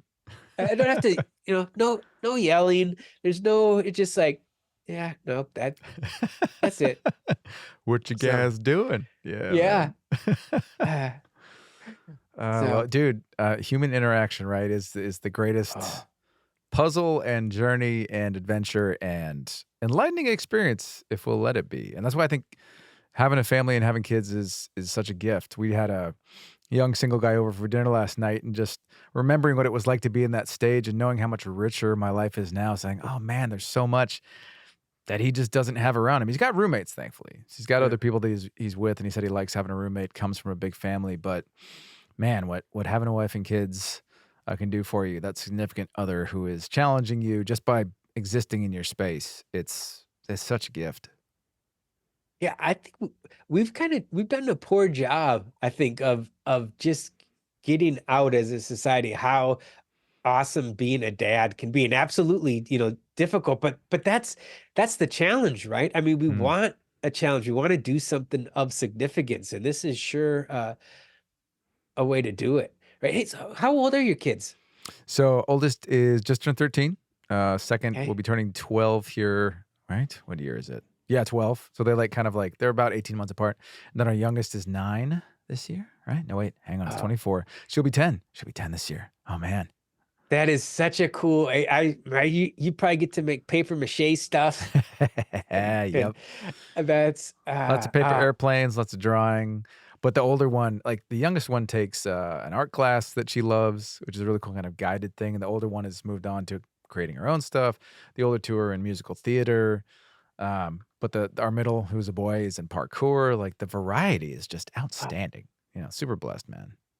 nice. My son did well, right, musical theater and also played. It's so funny, right? Being a parent, you go through painful music recital, painful music recital, and then each time it just gets a little less painful, and then all of a sudden it's like, dang, they're sounding pretty good, but you gotta pay your dues and listen Yes. to hot cross buns. You know, it Yeah, man. uh it is It's amazing, right? Yeah, and it like informs your own journey. Like you're almost watching. It's almost like getting to watch well, this is a weird way to put it, but go with me. It's like watching your own childhood, if from a different perspective, and kind of casting a new context back on the experiences you had, and saying like, "Oh, that's what was going on. I can see it now," and it actually might even give some maybe solace or kind of healing to some painful things you went through or difficulties you overcame because you can see another human encountering something similar, and you're helping them through that. Absolutely. I think there's something about if you so much of what I've done, not intentionally, right? But being there for my boys has totally, filled that spot where I felt that there was an absent when my dad wasn't there for me. It- Wow. it- and I get to see my dad in a little bit better light too. And sometimes um, here's an aha moment that I had just like the other day. Yeah. So my dad, he would come up for Emotions Anonymous. Sometimes grew up in a small town, 2.5 hours from the Twin Cities, Minneapolis, St. Paul. Oh yeah. And there's this bookstore, Midway Books. It is an awesome used bookstore, right? And I loved World War II stuff. They have a great collection of World War II. And so as a kid, I'd save Mm. up my allowance. And when he'd come up in the summer, he'd come up, right, go to the church where they met. I would sit in the parking lot in the car, and then we'd go to Midway Books, and then I'd spend my money, and then we'd drive home. And he'd always tell me, and he was trying to teach me about money. He's like, this is the money that you got. And so he had me buy my own food on this trip at 13. Wow. And I wouldn't do that, right? And I think I Yeah, always yeah. thought it was kind of stupid. And I remember one time, and this really bugged me, right? We're coming back, and I had books. I spent my money, and I didn't have any money. He went Mm. inside the fast food place and ate while I just sat in the car. Oh, And man. yeah, that ticked me off for the longest time, Ah, long time. And yeah. and then so my oldest is home from college, and I'm like, it's time to go to Midway Book. We are continuing an Anderson Mm. father-son tradition, though I've made some changes on it. So I said, you know, first three books are on me. Any more than that, pay your own way, right? So that was it. We didn't have time for a meal in this, but I absolutely would have paid it. Yeah. Right. So we go there. He finds three books. I find a good Teddy Roosevelt book. It's like it's all win-win, and we're there. Yeah. And then as we're leaving, we leave, and I'm like, oh man, this was awesome. And then it hit me. As much as my dad at one point said, yeah, I figured he was trying to teach me something for money. Yeah. No matter what happened at the Hardee's, right? The fast food place, right? I wanted to spend some time with my dad, and I got 2.5 hours in the car driving to Minneapolis and driving back with Mm. him, So it made me go, oh, he was, you know, he was going on this trip, but he brought me with it, and we were spending time together in the car. Mm. And so there's a part of me going, good job, Dad. You know what I mean? That was, and I was too focused on, sitting in the car hungry while he's eating. Yeah. But now because I started the tradition with my boys, it like got me to relook at that and say, I'm still paying for lunch, but we had car time. He was, it wasn't like he wasn't trying. you know, Yeah. he was. And so, there was something I wasn't giving him credit for.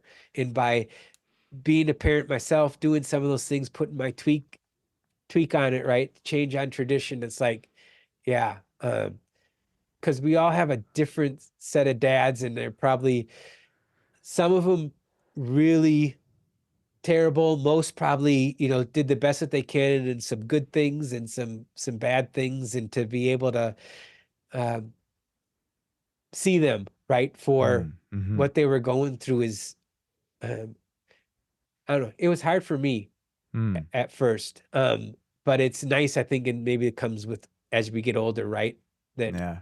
we And can face go, the situations ourselves because we have to there are often competing lessons, right? Because the money lesson is a really good one, right? It's that yeah, idea of like one day you're gonna have to make a hard choice, and if you spend frivolously, you'll go hungry in a sense.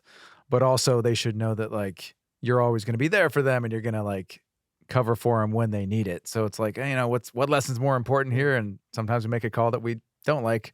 I wonder how your dad felt about that if you ever looked back at it and thought, You feels know sort of what? I bad. Yeah.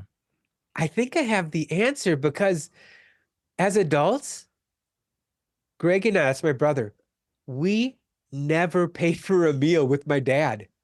Hmm. He paid for every meal I think we ever had as adults, unless it was his birthday, because we'd obviously pay for that. Yeah. So I think that was he got a lot of joy out of buying us meals as adults. Huh. Um, so yeah, it was go out to eat, and dad's buying. So that's there's something else going on. That's beautiful, man. That's beautiful. Yeah. Well, I wanna ask some more about some more of your writing, but before I do, I really wanna say to everyone listening here, especially dads or maybe married women who have watched their husbands struggle with kids, check out this program. Steve's Best Ed program looks absolutely phenomenal. Just tons of wisdom, tons of practical tools. Definitely check it out, and we'll link to it in the show notes.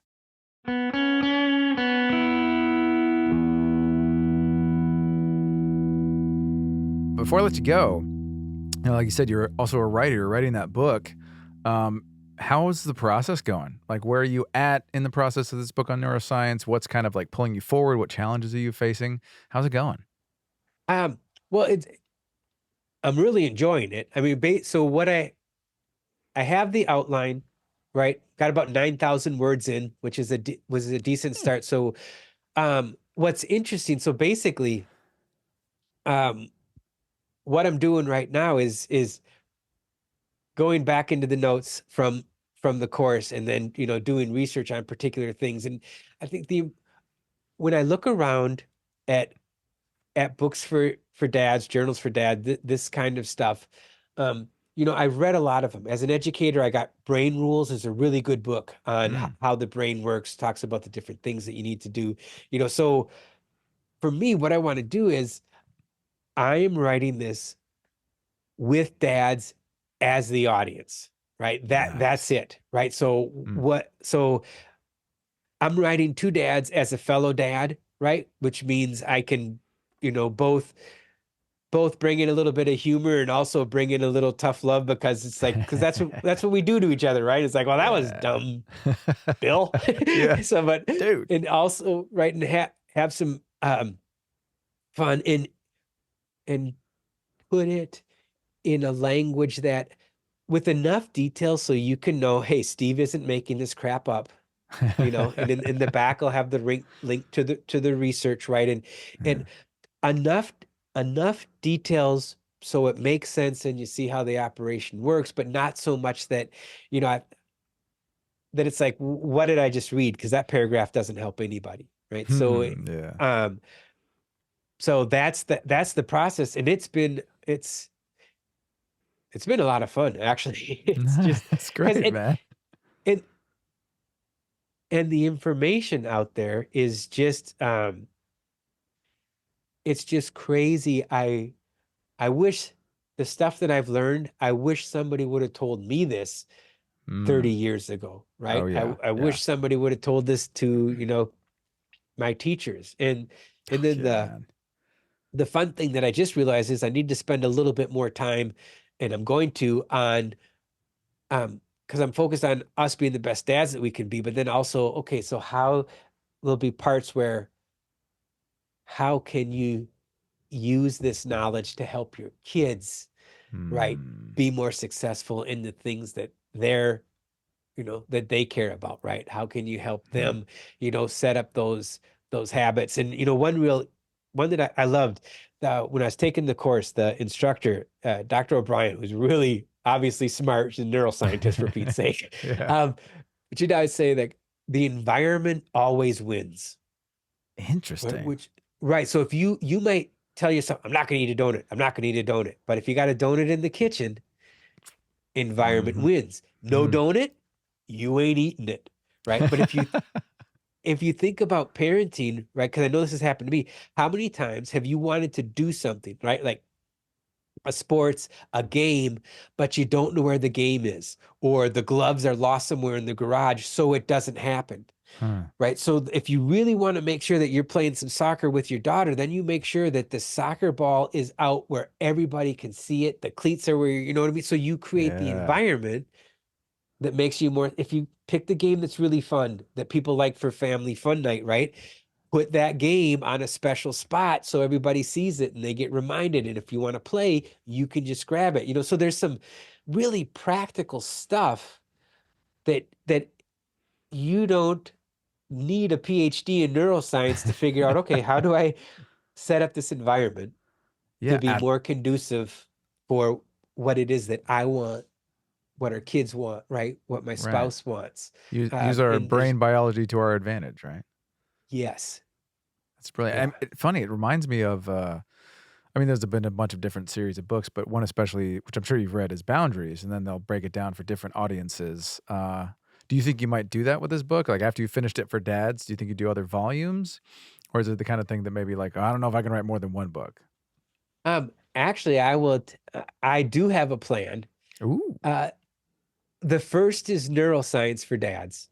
nice. The second is the myths of fatherhood, right? Looking at the Ah, stories both age that we tell.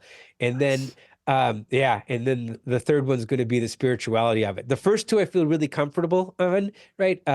I love teaching mythology and it ties into the stories.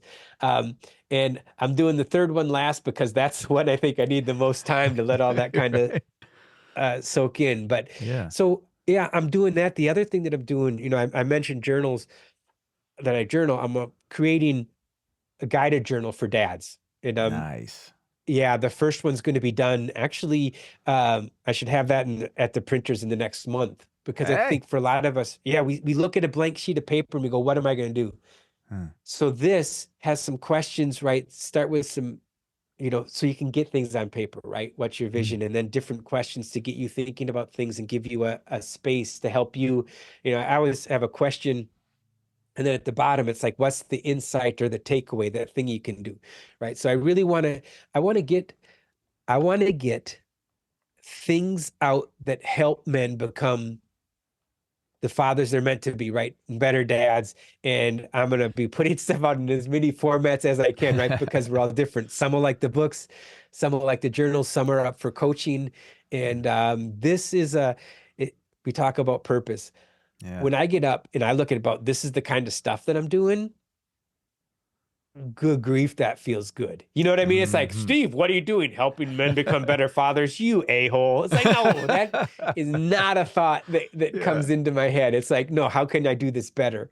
Right? How can I get Yeah. more stuff out there? That's and this is interesting too, because for me, I taught for 20 years, right? And I Hmm. was a decent teacher, and I was absolutely in a rut. Huh. Right. And when I finally made the commitment about, nope, I'm going to focus on fatherhood stuff as my that's it. And I quit teaching. It's like I got out of the rut and started the coaching program, then realizing, you know what, I've got all this neuroscience background, write that book, right? Get the journals going. So I think um getting out of the rut, the most amazing thing about it, right? And think about this as dads, right? Hmm. If once we get out of the rut that we're in, it's like you will see more opportunities of Nice. of things to do. And it's exciting, right? Yeah, That I right. mean, right? If you've been the disciplinary dad, and I'm the big hard ass, and that's who I've been in, and that's the rut that you're in, and your and your spouse and your kids aren't responding. Yeah. When you get out of that rut, like what's going to open up, right? I mean, how Yeah. many other new ways are you going to have to interact with your kids, right? With your wife, with your, it's it's Right there. exciting and I'm living it, right? I'm like going, holy crap, I didn't even know that was there, but I can see it now. Yeah, and I mean their confusion will quickly resolve into hopefully optimism and hope like, "Oh wow." And not only wow dad can change for the better, like that just subconsciously would teach them that they can change and they can see a better way forward for whatever they're facing, which is what we're doing as dads. We're providing guidance and an example that man, it's going to have an effect for the rest of their life. It's Oh yeah, and phenomenal. they get to see us. They get Mm, to see us go, hey, I didn't like where this was going. So I did something about it, right? I'm mhm. changing and it's gonna be bumpy, right? Yeah. I'm big on right not making drastic changes, right, without getting people on board because it's gonna be, hey, wait a second. Yeah. Why am I going to believe this new thing is actually going to be consistent when my whole Mm, life with you as dad has been this? yes. So it's like, okay, so the smaller changes, but also getting people on, getting family members on board too is a piece of it. And one of the things like um, I am glad my folks didn't exercise at all. Right? I Wow. don't think my dad took an exercise class till he was about 70. Oh Uh, no. yeah, but that was never something seen. Our boys see mom and dad get up at 5 a.m. and exercise. Yeah. So it's like I think that's important, right? That uh they see us exercise, right? They see us watching. Hey, we have ice cream, we have cookies, but we also have pretty stable meals. Mm, So they mhm. see us eat. Well, they've seen us, move on from jobs that we don't like, right? That we don't have to be trapped. I think so much of and I think this can be the big wake up call, right? For dads. Mm. Your kids are watching. What are you teaching them, right? Right. About Right. work. What are you teaching them about work? What are you teaching them about how you treat the opposite sex? What are you teaching them about how important your kids really are, right? Based on the Right. things that you're doing. Right. It is having an effect, right? It's the whole not making a choice or not doing anything, you're still doing something. Something is happening. And the more you Yeah. can be conscious of that and guide it, the better man, it's better it's gonna be for everybody. Yeah, absolutely right, man.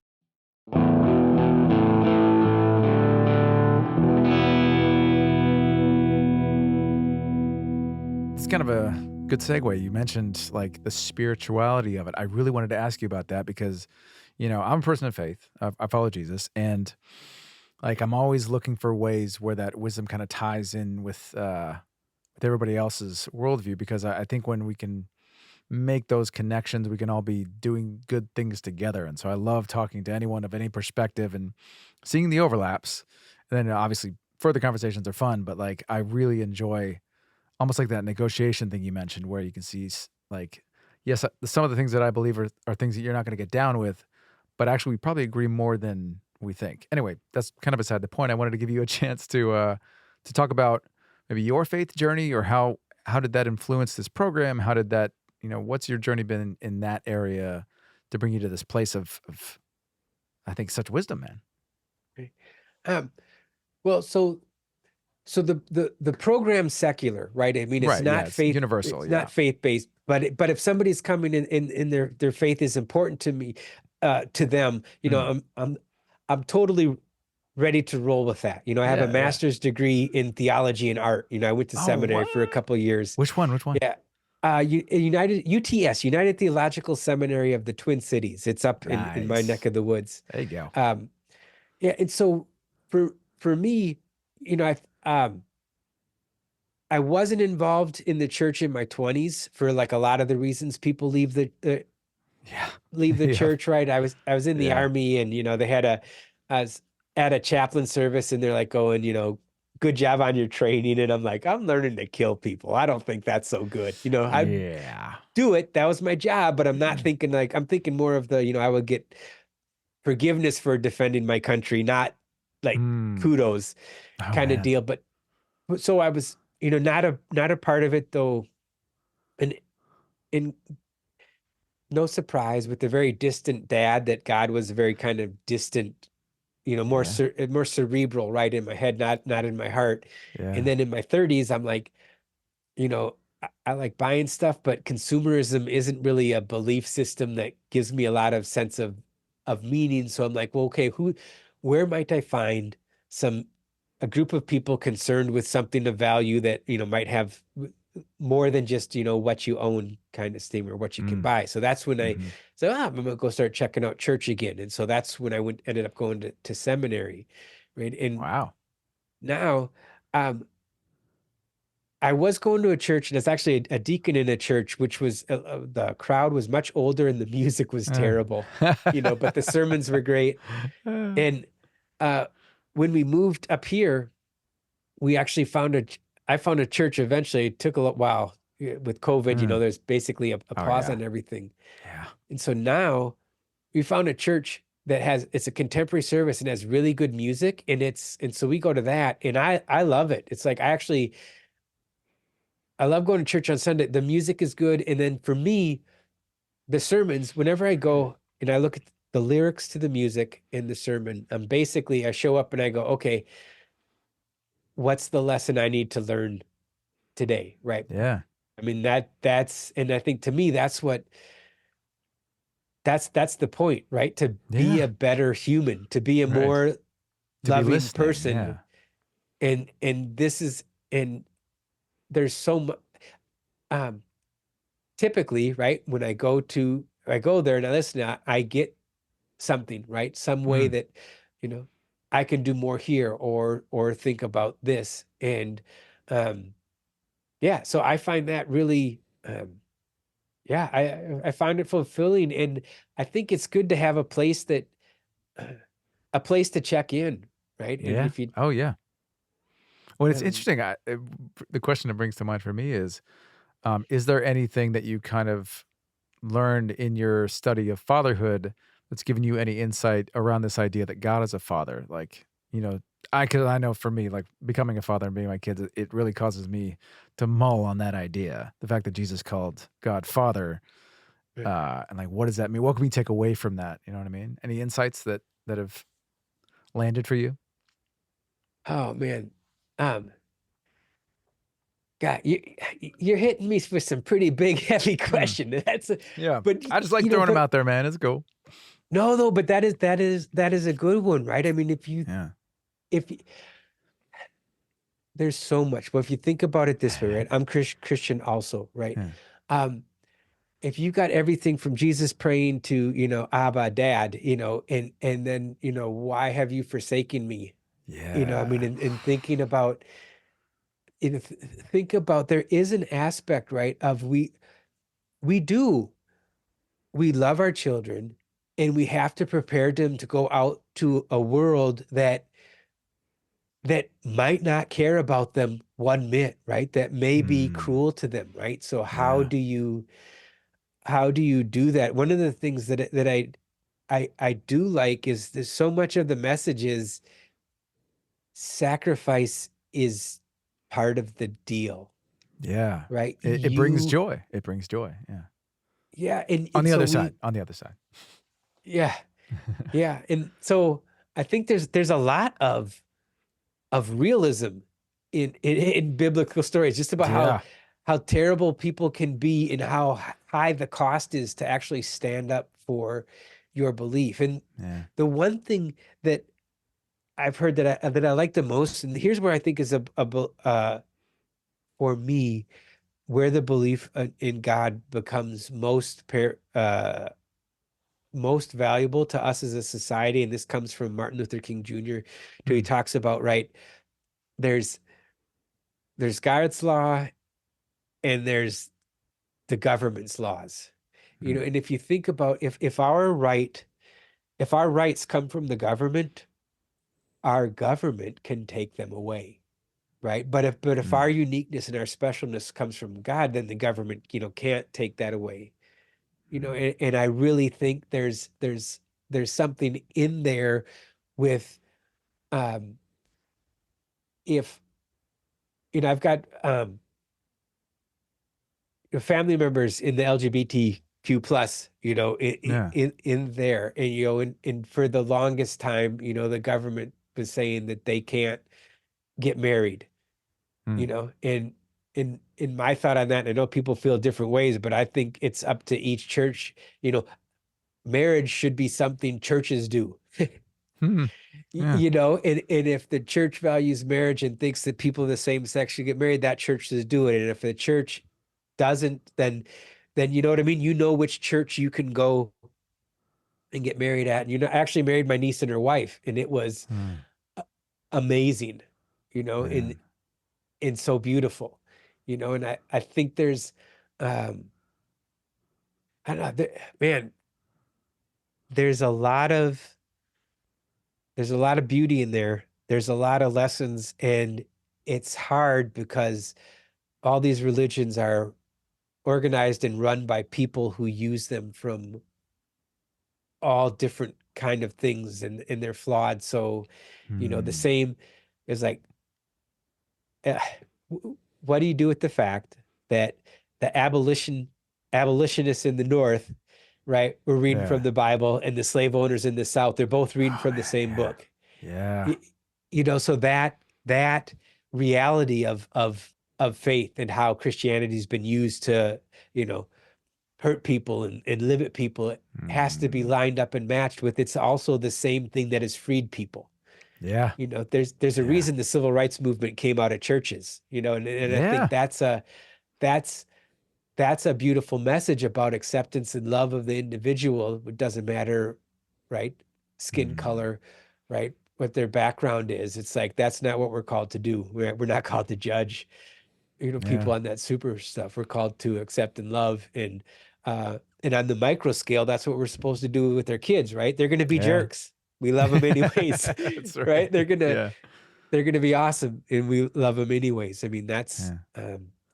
so there's that connection, right? I mean, I think Yeah. so many religions talk about God as love, right? In Mm. that, and if you think about your number one role as a father, right, is in my one of the things I think it's to love and accept your children for who they are and where they are in their lives. And Yeah. I've seen it. I did a weekend. Me and a couple of men led this weekend in Bermuda, which was an amazing weekend. And basically, Ooh. all these teenage boys who were there, what they wanted more than anything, and pretty much each one of them said it in his own different way, was to be seen and accepted by their dad, Wow. right? And Yeah. if yeah, for dads listening out here, I mean, I think that never underestimate how powerful it is for you to see your sons and daughters, really see them for, who they are, and then to accept that and say, you know what, I love you. And that doesn't, all of you, that, that's, uh, that is absolutely going to get in that third book. Yeah. That reminds me of a story I heard, or I'm not sure if I saw it in a movie or not, but it was actually a football coach who at the either the end of every practice, or the beginning of every practice, or at some point in the practice would say to the team, what's my job?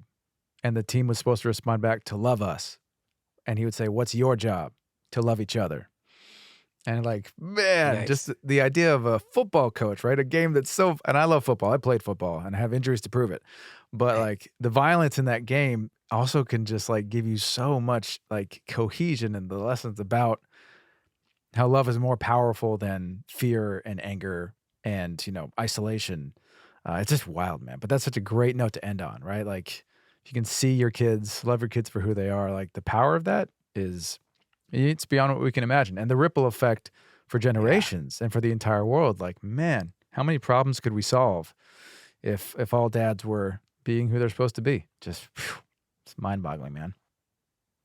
Dude, thank you so much for coming on. This has been amazing. So this is the first Yeah. interview of season 3.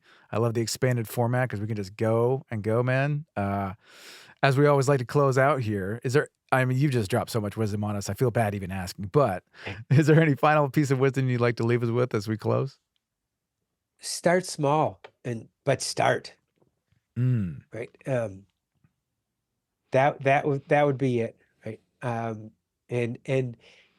be patient, right? Because it's going to take people a while to realize that any change that you make is that you're in it for the long haul, right? So start small, be patient on your, expectations of, when it's going to start paying off, because it might take a long time for it to pay off, right? Mm-hmm. Um, but I bet it Amen. does. Yeah. That's great stuff, man. I love it. I love it. I love it. Where can people find you? So I'll obviously include your stuff in the show notes, but if there's any kind of list you want to give, now's the chance, man. Go for it. Yeah, so the easiest is just, the website, steveanderson.coach. I've got some I've got a page that's going to be added pretty soon that will have different podcasts and some articles that I've written so people can get, some more information. So that's an easy one. And if they want to send me an email, steve@steveanderson.coach, send me an email and I'll send you a little guide I have for journaling. If that at all sounded any interesting, it's just, you send me an email, I'll send you this PDF, give you some starter questions, and you can give that a try. But yeah, reach out and I'd love to talk. Fantastic, man. Well, you have an awesome weekend. We're here on a Friday. Good times ahead. And be following your journey, man. Be looking for that book. And hopefully we can, as the podcast lives forever, we can eventually add the link for people to buy it, once it's out there. That would be awesome. Hey, thank you, Ransom. This was a great. I'm gonna go take a nap because my brain is tired. Right, this man. was really good. Fantastic. Well, we'll be in touch, I guess. And you have a great weekend, bro. All right, you too.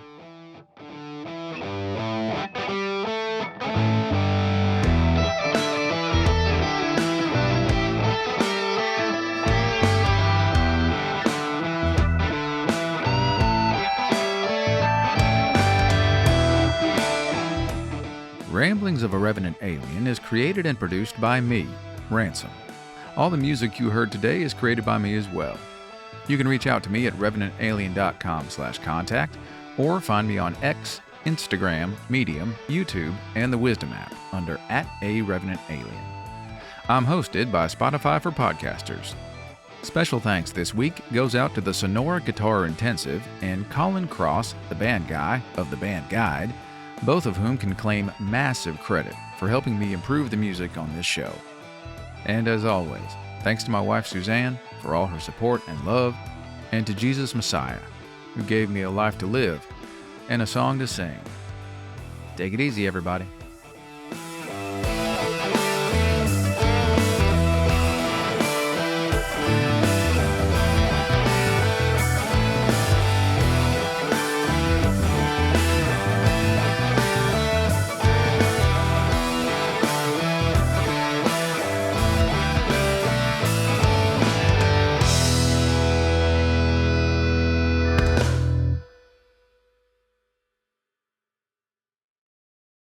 When I was much younger, I think I was really far more deeply entrenched in certain positions.